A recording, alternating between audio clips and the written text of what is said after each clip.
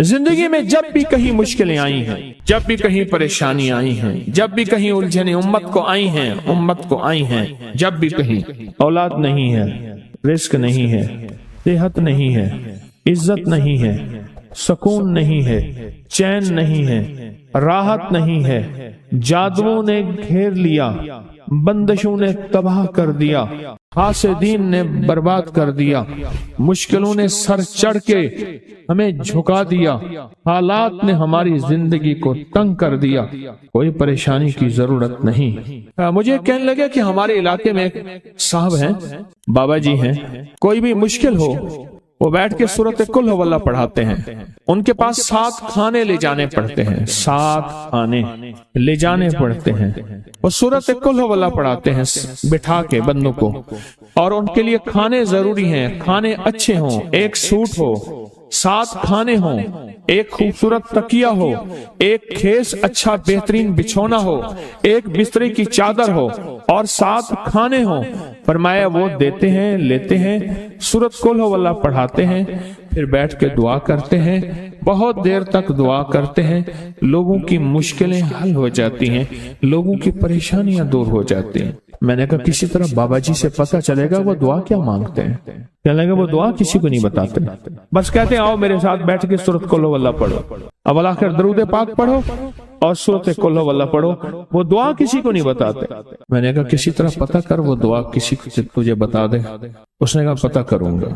کچھ عرصے کے بعد بندہ مجھے ملا، آتے ہی ایک کاغذ دیا، اور کاغذ دے کے مجھے کہنے لگا آپ کو یاد ہے آپ نے میری ایک ذمہ داری لگائی تھی، اور وہ ذمہ داری یہ لگائی تھی کہ ایک ہمارے ہاں بابا جی ہیں، ان کے پاس کوئی دنیا کی مشکل، پریشانی، الجھنیں، ناکامیاں، حالات، مسائل، بے اولادی، جادو، جنات، اثرات، بندشیں، کوئی بھی ہے، وہ مسئلے حل ہوتے ہیں، لیکن ان کی شرطیں یہ ہیں، خوبصورت تکیہ لیتے ہیں، بہترین سوٹ لیتے ہیں، بستری کی چادر لیتے ہیں، ایک کھیس یعنی پورا بستر لیتے ہیں، اور کہا اگر سردیاں تو ایک خوبصورت رضائی بھی لیتے ہیں، اور 7 رنگ کے کھانے لیتے ہیں، عطر کی خوشبو لیتے ہیں، یہ لیتے ہیں، یہ لیتے ہیں، وہ پھر آپ چھوڑ کے آ جائیں وہ ان کے ہوتے ہیں، بس آپ کو وہ دعا دے دیتے ہیں اور بٹھا کے سورۃ قل ہو اللہ پڑھتے ہیں۔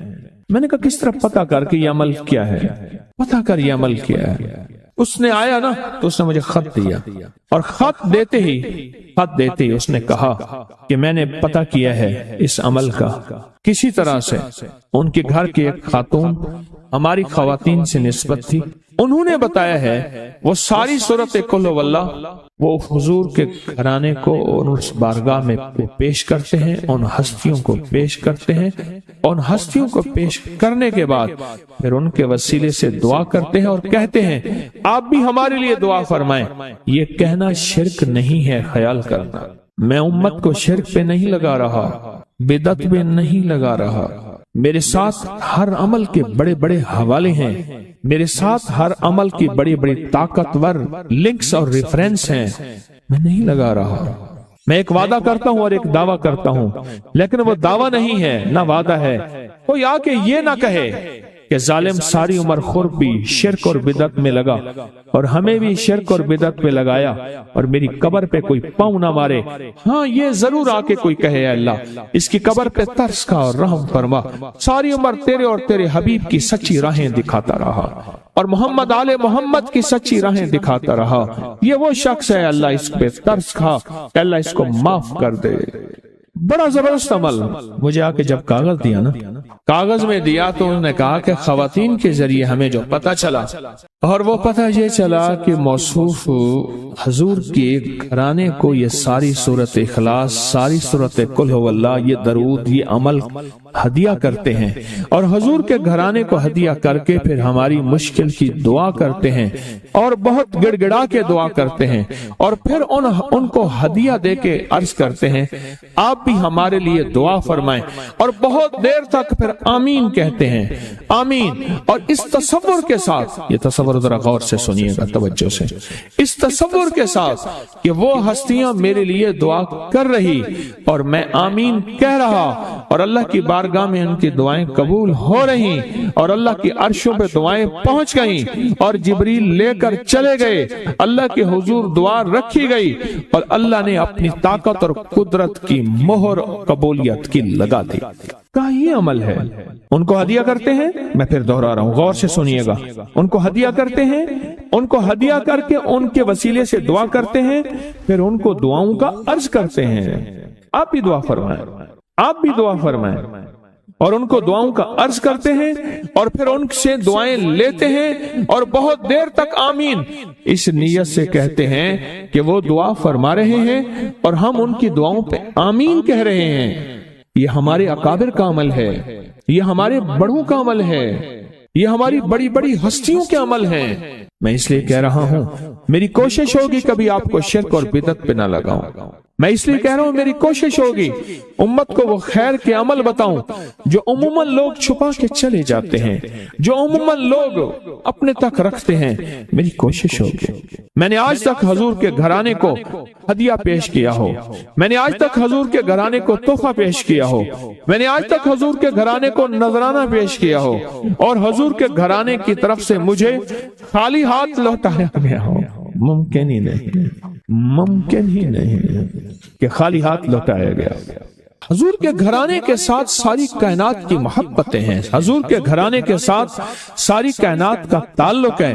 اور یاد رکھنا، انسان بعض اوقات اپنا غم برداشت کر جاتا ہے، اپنی اولاد کا غم برداشت نہیں کرتا، اور بعض اوقات اپنے معاملے میں معاف کر دیتا ہے، اولاد کے معاملے میں بہت غم دل کو کھا جاتا ہے۔ میرے حضور کے گھرانے کو جو ہدیہ دے گا، میرے حضور کے گھرانے کو جو تحفے دے گا، میرے حضور کے گھرانے کو جو اعمال دے گا، حضور کے گھرانے کو یہ ہدیے، یہ اعمال، یہ تحفے زندگی بھر اس کو سرنگو نہیں ہونے دیں گے، زندگی بھر اس کو ناکام نہیں ہونے دیں گے، اور زندگی بھر اس کو کامیاب۔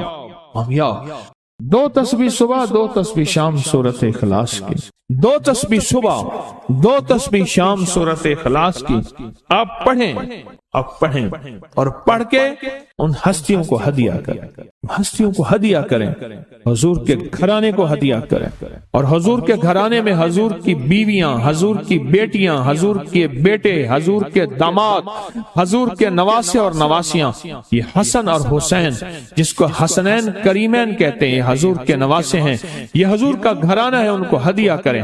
اپنے مسائل کو حل ہوتا دیکھیں، اپنی مشکلات کو حل ہوتا دیکھیں، اپنی ناکامیوں کو ختم ہوتا دیکھیں۔ سالہ سال سے یہ عمل بتا رہا ہوں، سالہ سال سے یہ عمل بتا رہا ہوں۔ میں نے تو جس کو دیا ہے زندگی میں اس کو کامیابی ملی ہے، میں نے جس کو دیا ہے وہ زندگی میں ناکام نہیں ہوا، زندگی میں ناکام نہیں ہوا۔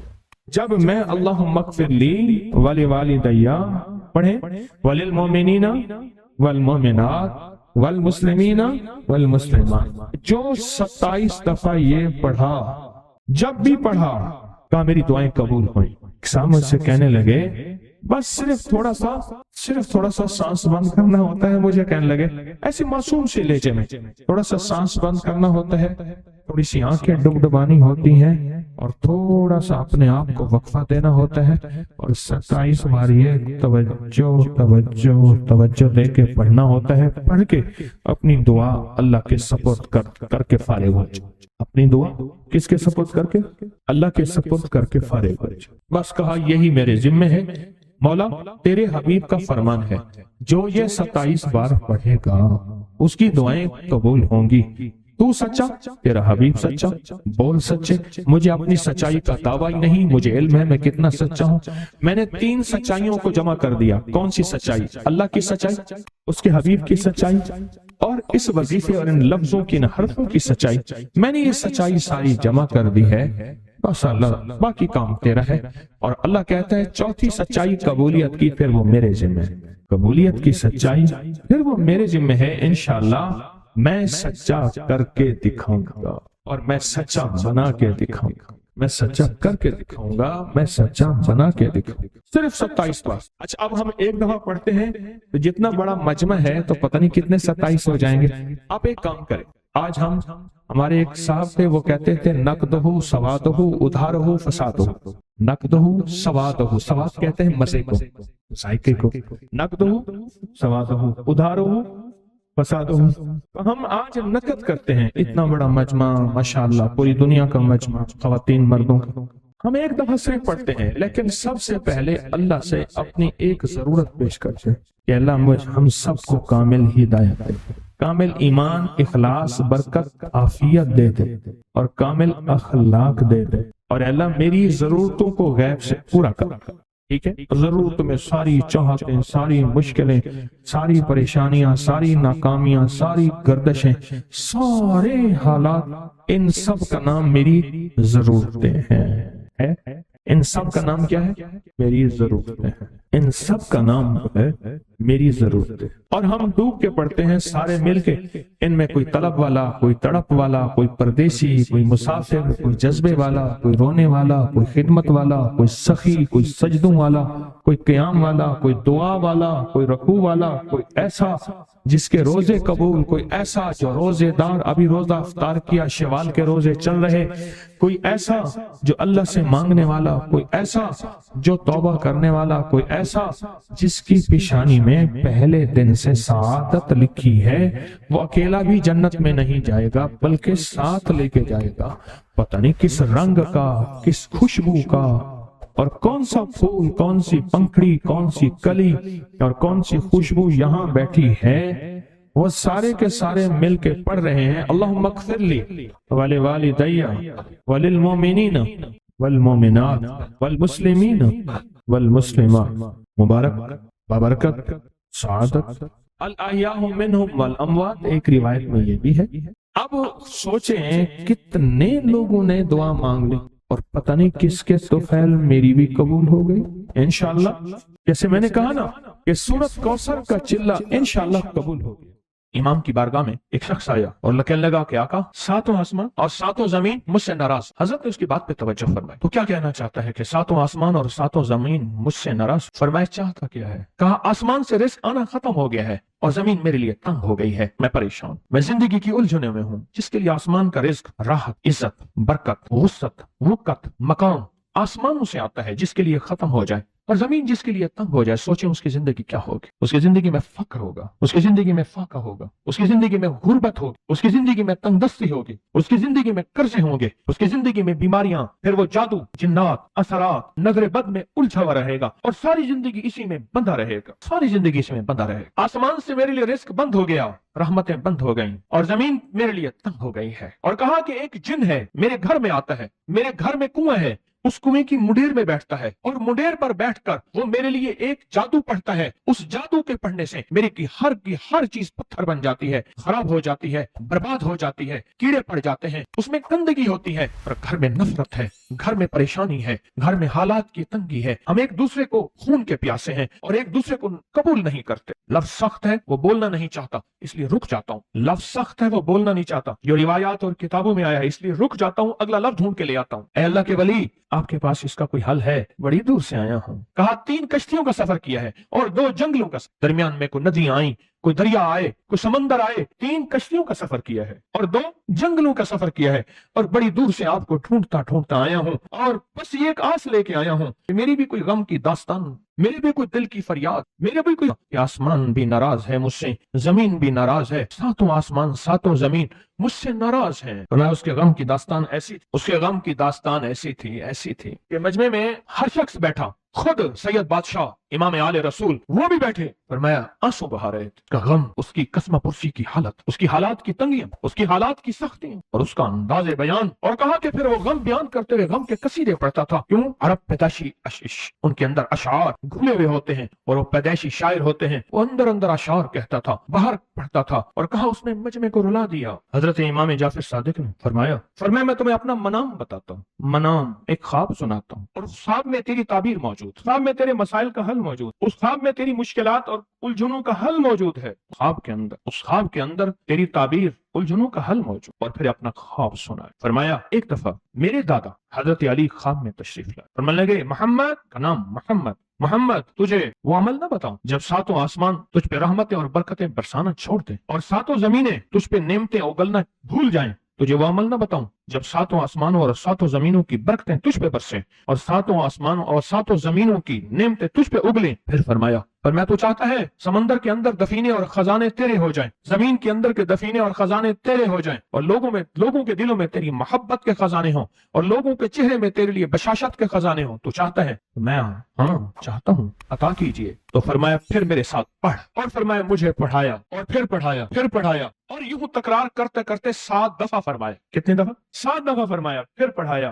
फिर पढ़ाया, फिर पढ़ाया, और फिर पढ़ा के मेरे सीने पे उन्होंने दम कर दिया और मेरे सीने में एक ठंडक पहुंची। और फरमाया फिर उसके बाद मैंने ये अपने लिए पढ़ना शुरू किया, और जो भी मुसीबतों का मारा, तकलीफों का मारा, हालात का मारा आया, मैंने उस पे पढ़ना और उसको देना शुरू कर दिया, और उसने भी पढ़ना शुरू किया। मुहद्दिसीन ने लिखा है जो ये अमल करेगा, अगर 7 नहीं 70 जादूगर, 70 नहीं 70 जादूगर, 70 नहीं 70,000 जादूगर, 70,000 नहीं 70 लाख जादूगर उस पे जादू करेंगे, तो अल्लाह आसमानों से उस पे रहमतों के, बरकतों के, अताओं के वो बादल भेजेंगे जो उस पे ढाल बन जाएंगे। मुसीबतें उससे दूर होंगी, जादू उससे खता होगा, दुश्मन नाकाम होगा, हालात की तलखियां दूर होंगी, और मोहम्मद और आले मोहम्मद की निस्बत से अल्लाह उसको खुशियां, खुशहालियां अता करेगा, राहतें और बरकतें अता करेगा, और उसकी नस्लों में जमीन खजाने उगलेगी, आसमान रहमतें बरसाएगा, समंदर नेमतें अता करेगा, और दुनिया के चेहरे और लोगों के दिलों में अल्लाह उसकी मोहब्बत डाल।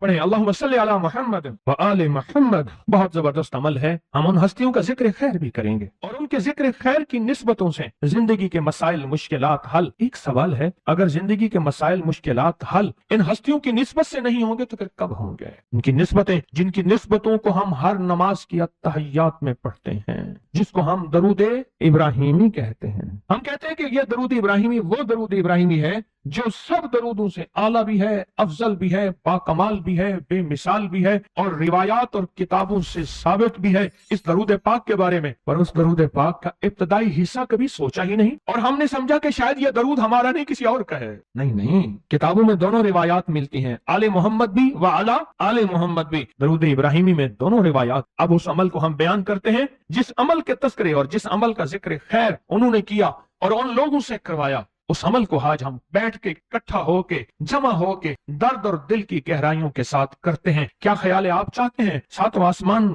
आप पे रहमत बरसे, सातों जमीन आपके लिए खजाने उगले? चाहते हैं या नहीं चाहते? चाहते हैं। आप चाहते हैं लोगों के दिलों में आपके लिए मोहब्बत हो, उल्फत हो, राहत हो, और लोग आपके दिल के लिए, लोगों में दिल में आपके लिए एक ऐसा अंदाज हो कि चेहरे से महसूस हो, और आप चाहते हैं कि आपके घर रहमत और बरकतों से और रिज़्क़ के खजानों से भर जाएं। और आप चाहते हैं कि अगर आप पे जादू है, आप पे नजर बद है, आपके ऊपर हासदों का हसद है, जादू टूट जाए चाहते हैं, हसद खत्म हो जाए चाहते हैं, नजर बद खत्म हो जाए चाहते हैं, बे औलादियों की वजह से कोई नजर बद खत्म हो जाए चाहते हैं, और आप चाहते हैं कि सारी कायनात, सातों आसमान और जमीन में अर्श से लेकर फर्श तक आपके लिए नूर भर जाए, राहत भर जाए, रिज़्क़ भर जाए, सेहत भर जाए, अता हो जाए, मुश्किलात का हल हो जाए और नाकामियां दूर हो जाए। चाहते हैं या नहीं चाहते? चाहते हैं। तो फिर शेख ने जो फरमाया, हजरत इमाम जाफर सादिक ने जो फरमाया, और जो कुरान की 7 आयात पढ़वाई हैं उन्होंने, आज मैं वो कुरान की 7 आयात पढ़ूंगा, आप मेरे साथ पढ़ेंगे। उनके पास कुरान था, उनके पास फरमाने मुस्तफा था,